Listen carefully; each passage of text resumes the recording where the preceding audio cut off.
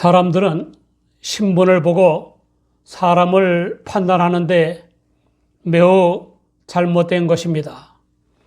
신분은 인격과 인간성과 도덕성과 별 상관이 없는 것입니다. 어느 교수는 제자의 논문을 자기 이름으로 내서 수백만 원의 연구비를 받고 제자의 박사학위 논문을 통과시켜 주었다가 해임됐습니다. 일부 종교 지도자들 중에는 가짜 연말정산 서류를 팔아 많은 돈을 벌거나 신도의 어린 딸을 성폭행했다가 구속되거나 선거에 돈 봉투를 돌렸다가 들통난 이들이 있습니다. 이런 죄악은 일반인들은 물론 정치계와 교육계와 문화계와 체육계와 군대를 비롯한 모든 세계의 지도자들 중에도 있습니다. 그러므로 성실한 부모와 훌륭한 스승을 만나는 것은 매우 큰 복입니다. 보다 더 큰 복은 과거와 현재와 미래와 영원을 포함하는 하나님의 말씀인 성경을 가르치는 참 개혁자를 만나는 것입니다. 알든지 모르든지 간에 모든 사람에게 더할 나위 없는 행복은 길이요 진리요 생명이신 주 예수님을 만나고 믿는 것입니다.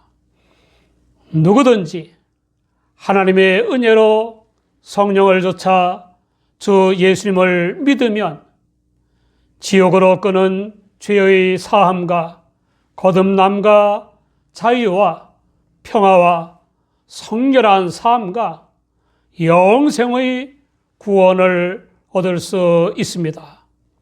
이 구원의 진리가 복음입니다. 그런데 최고 최대의 복인 영생의 주 예수님을 만났으면서도 길과 진리와 생명의 복을 누리지 못하는 사람들이 있습니다. 이 점에 있어서는 성령을 체험하기 전의 주 예수님의 제자들도 예외가 아니었습니다. 길과 진리와 생명이신 주 예수님을 따르는 제자들은 몸만 따른 것이었습니다. 마음은 주님을 따른 게 아니었습니다. 제자들은 예수님을 유일한 영생의 주로 믿지도 않으면서 신학교에서 가르치고 돈도 벌고 이름도 내는 교수들처럼 이기적인 야심을 가지고 주 예수님을 따랐던 것입니다. 세베대의 아들들이며 제자들인 야고보와 요한이 주 예수님께 청탁을 했습니다. 주 예수님이 영광스러운 보좌에 앉으셔서 세상 만국을 다스릴 때에 서열 1위와 2위의 감투를 달라는 것입니다. 영원토록 주 예수님과 살고 싶은 마음에서 비롯된 청탁이 아니라 영원토록 막강한 권력을 쥐고 부귀 영화를 누리고 싶은 야심에서 비롯된 것입니다. 마태복음 20장 20절에는 동료 제자들은 아랑곳하지 않는 어처구니 없고 뻔뻔한 청탁에 그들의 어머니까지 가세한 사실이 기록되어 있습니다. 칼빈은 이 기사는 인간의 허영심을 잘 보여주고 있다. 그것은 야심 또는 육적인 잘못이 흔히 올바르고 경건한 열심 속에 뒤섞여져서 주님의 추종자들이 마땅히 가져야 할 목표와는 다른 목표를 갖는다는 것을 가르쳐준다라고 주석했습니다. 형제인 야고보와 요한 그리고 그들의 어머니가 주님의 제자라는 신분에 맞지 않는 세속적인 야심을 갖게 된 이유가 있습니다. 첫째, 영적 무지와 이기적 욕심입니다. 둘째, 아직도 영성이 아니라 세상성에 지배받는 것입니다. 셋째, 베드로와 더불어 핵심 요원으로 인정받았습니다. 넷째, 다른 제자들과 달리 아버지 세베대는 일꾼들을 고용할 정도의 유복한 계층입니다. 다섯째, 그들의 어머니와 예수님의 어머니 마리아는 자매로 알려져 있는데 그렇다면 주 예수님과 사촌이 됩니다. 아무튼 이유야 어떻든지 그런 세속적인 야심은 전적으로 그들 자신이 책임져야 할 문제입니다. 그들의 청탁을 들으신 주 예수님은 너희 구하는 것을 너희가 알지 못하는도다 라고 말씀하셨습니다. 그들의 청탁의 배경이 된 예수님의 메시아성과 메시아 왕국에 대한 그들의 이해가 전적으로 틀린 것임을 확실하게 해 주신 것입니다. 이어서 주 예수님은 너희가 나의 마시는 잔을 마시며 받는 세례를 받을 수 있느냐라고 말씀하셨습니다. 세상 죄를 지고 가시는 예수님의 주 곧 메시아로서의 고난과 죽음의 길을 따를 수 있느냐는 것입니다. 주 예수님은 당신에게 유리하게 작용되든지 불리하게 작용되든지 상관없이 항상 분명한 태도를 나타내셨습니다. 그런데 놀랍게도 감투욕과 물욕과 명예욕에 사로잡힌 야고보와 요한은 할 수 있다고 대답했습니다. 정말 놀라운 영적 무지이고 심각한 영적 우둔입니다. 이 용감한 대답이 영적 무지와 영적 우둔에서 나온 허세였다는 것은 막상 십자가를 목전에 두신 주 예수님이 겟세마네 동산에서 기도하시는 동안 깨어있지 못했다는 사실로 뒷받침됩니다. 또 주 예수님이 체포당하시는 것을 보고는 도망쳐 버렸다는 사실로도 뒷받침되는 것입니다. 아무튼 야고보와 요한은 성령을 체험한 뒤에 그들이 뭐가 뭔지도 모르고 장담한 바 주 예수님이 예언하신 대로 주 예수님을 위한 고난과 죽음의 길을 가게 됩니다.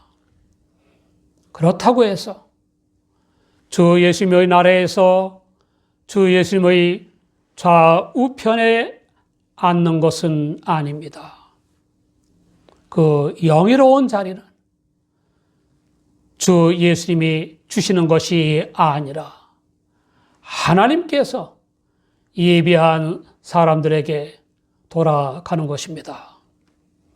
그러므로 주 예수님을 믿어 구원받은 우리에게 중요한 것은 복이나 보상을 원하는 것이 아니고 어떻게 주 예수님을 따르며 섬기는가 하는 것입니다. 다른 제자들은 어땠습니까?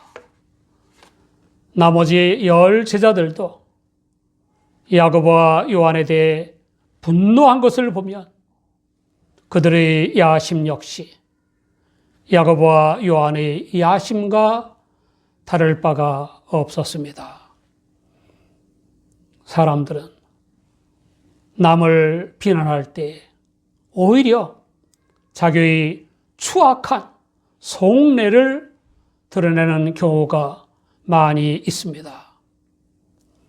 개인과 개인의 경우, 단체와 단체의 경우, 진영과 진영의 경우에도 별로 다를 바가 없습니다. 12 제자가 하나같이 그 모양임을 아신 주 예수님이 얼마나 기막히시고 얼마나 서글프셨겠습니까?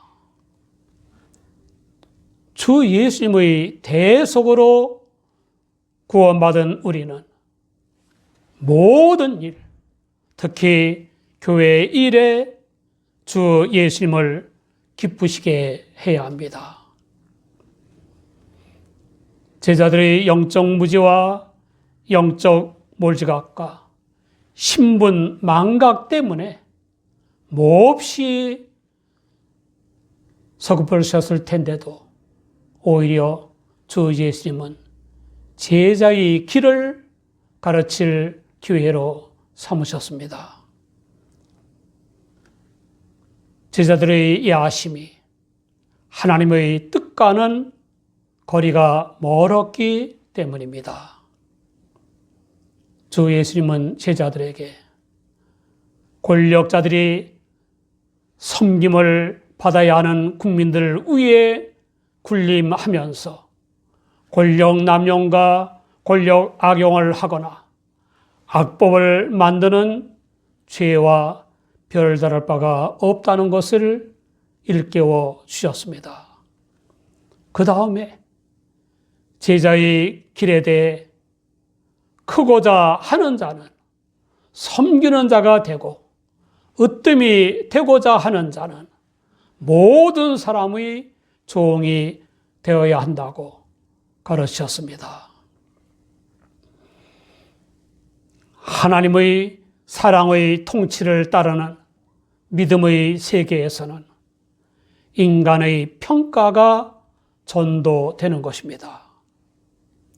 으뜸 인물이나 위대한 인물은 남보다 많이 가졌거나 남보다 높은 자리를 차지한 사람이 아닙니다. 으뜸 인물이나 위대한 인물은 남들을 많이 섬기는 사랑의 종 노릇을 하는 사람입니다. 주 예수님은 섬김을 받기 위해 오신 것이 아니라 도리어 섬기기 위해 오셨습니다. 또한 주 예수님은 죄 아래 사는 모든 인류를 지옥의 멸망에서 구원하여 천국 백성으로 삼으시기 위한 대속 제물이 되시려고 오셨습니다. 하나님의 심판 때에 주 예수님의 주된 관심은 세상에서 살 때 얼마나 놀라운 성공을 했는가, 얼마나 놀라운 출세를 했는가, 얼마나 많이 소유했는가가 아닙니다. 심판 때에 주 예수님의 주된 관심은 얼마나 주 예수님의 사랑의 마음을 품고 얼마나 많이 사랑으로서 역사하는 믿음으로 살았는가 하는 것입니다. 얼마나 많은 사람을 물심양면과 영적으로 섬겼는가 하는 것입니다. 미국 버몬트주 브리스톨 교회에 킹스런드라는 교인이 있었습니다. 그는 80세인데도 매일 교회 건물을 돌아보다가 고칠 것이 있으면 고쳐놓곤 했고, 또 옆에 있는 목사관의 난간이나 흔들거리는 문과 문고리 등을 손봐 놓곤 했습니다. 그런 그 노인을 볼 때마다 작은 예수님을 대하는 느낌을 가졌던 담임 목사인 박모 목사님이 킹스런 씨 매일 오셔서 교회와 목사관을 돌봐주셔서 감사합니다. 매일 이런 일을 하시면 피곤하시지 않습니까? 라고 했습니다. 그러자 그 노인은 아닙니다. 주님이 풍성한 은혜를 베풀어 주신 것에 대해 보답할 것을 생각해 봤죠. 저는 가난하고 아무 능력도 없지만 못질과 톱질은 할 수 있거든요. 저는 기력이 있을 때까지 계속 할 것입니다. 라고 했습니다. 우리는 거짓이나 비리나 아부아첨이나 뇌물 수수로 출세한 사람들을 지지하거나 존경하지 말고 진실한 마음으로 성실하게 교회 안팎의 일을 하는 사람들을 지지하고 존경해야 합니다. 감리교의 창시자인 웨슬리는 이런 준칙을 정해놓고 살았습니다. 내게 가능한 모든 자력으로, 내게 가능한 모든 방법으로, 내게 가능한 모든 사람들에게, 내게 가능한 기간까지, 내게 가능한 모든 선을 다하라. 우리 모두 주 예수님의 충성된 종이었던 웨슬리와 같은 믿음의 정신으로 살아야 합니다. 이런 믿음의 정신으로 가정 일과 교회 일, 직장 일과 사업을 해야 합니다. 사랑하는 여러분, 우리에게 가능한 모든 힘으로, 우리에게 가능한 모든 방법으로, 우리에게 가능한 모든 사람들에게, 우리에게 가능한 기간까지, 우리에게 가능한 모든 선을 다합시다. 그리하면 하나님께서 우리에게 성공과 승리의 열매를 선물로 주실 것입니다. 악명 높은 히틀러를 당소를 했던 파시스트당에 저항하다가 처형된 신학자인 보네퍼 목사가 남긴 글입니다.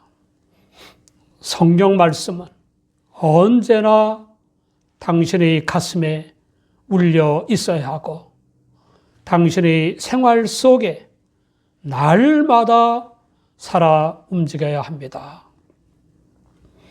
당신이 무척이나 사랑하는 사람이 있다면 그의 말을 잊을 수가 있습니까?